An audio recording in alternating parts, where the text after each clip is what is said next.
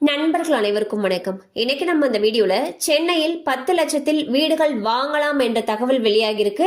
So இது எப்படி வாங்குறதுக்கான ஆவணங்கள் என்னென்ன, எந்த இடத்துல வீடு கிடைக்கும் போன்ற விவரங்கள் பத்தி தற்பொழுது பார்க்கலாம்.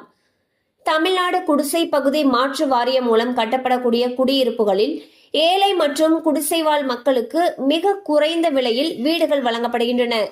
ஏழை மக்களுக்கு ஒதுக்கீடு செய்யப்படும் இந்த குடியிருப்புகளை அவர்கள் பெறுவதற்கு முன்பு மிகவும் கடினமான நடைமுறைகள் இருந்தன. அலுவலகத்திற்கு விண்ணப்பத்தை கொடுத்து அலைய வேண்டியிருந்தது. ஆனால் இப்பொழுது ஆன்லைன் முறையில் மிகவும் எளிமையாக பொதுமக்கள் விண்ணப்பிக்கும் நடைமுறை அமல்படுத்தப்பட்டுள்ளது.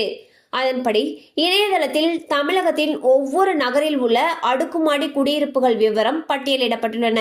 அதில் நமக்கு தேவையான குடியிருப்புக்கு எளிதாக விண்ணப்பித்துக் கொள்ளலாம்.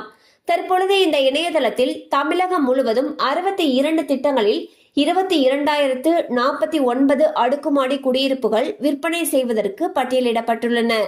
இந்த அடுக்குமாடி குடியிருப்புகள் கட்டப்படும் விலைக்கு விற்கப்படுவதில்லை. ஒவ்வொரு குடியிருப்புகளுக்கும் மத்திய அரசு 1,50,000 மாநில அரசு 7,50,000 முதல் 13 லட்சம் வரையும் மானியம் வழங்குகின்றன. மீதமுள்ள தொகையை பயனாளிகள் செலுத்த வேண்டும். இந்த வீடுகள் மானியம் போக தற்பொழுது 85,000 ரூபாய் முதல் அதிகபட்சமாக 10,37,000 வரை பயனாளிகள் செலுத்த வேண்டும்.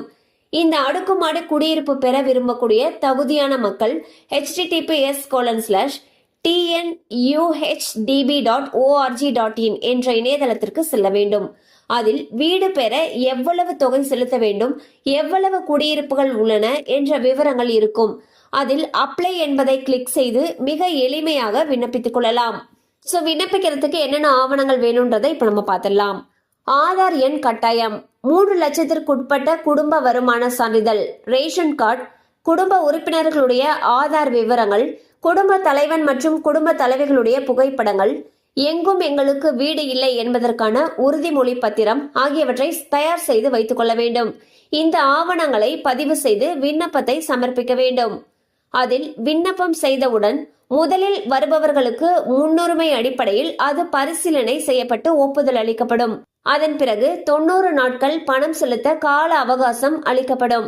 பணம் செலுத்தியவுடன் குடியிருப்பு ஒதுக்கப்படும். 5 ஆண்டுகளுக்கு பிறகு குடியிருப்புக்கான பத்திரம் ஒப்படைக்கப்படும். சென்னையில் 2 திட்டங்களின் கீழ் கட்டப்பட்ட குடியிருப்புகள் தற்பொழுது விற்பனைக்கு வந்துள்ளன.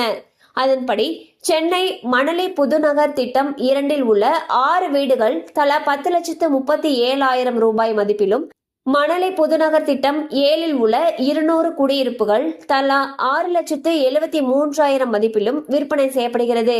இந்நிலையில் செங்கல்பட்டில் 282 வீடுகள், திருவள்ளூர் மாவட்டத்தில் 6,532 வீடுகள், வேலூரில் 519 வீடுகள், கடலூரில் 693 வீடுகள், சேலம் மாவட்டத்தில் 280 வீடுகள், ஈரோடு மாவட்டத்தில் 5,117 வீடுகள், திருப்பூரில் 1,428 வீடுகள், தஞ்சாவூர் மாவட்டத்தில் 390 வீடுகள், புதுக்கோட்டை மாவட்டத்தில் 1,524 வீடுகள், திருவாரூரில் 80 வீடுகள், நாகப்பட்டினத்தில் 723 வீடுகள், மதுரையில் 1,085 வீடுகள், தேனியில் 1,850 வீடுகள், ராமநாதபுரத்தில் 173 வீடுகள், தூத்துக்குடியில் 182 வீடுகள் என தமிழகம் முழுவதும் 22,049 அடுக்குமாடி குடியிருப்புகள் விற்பனைக்கு வந்துள்ளன.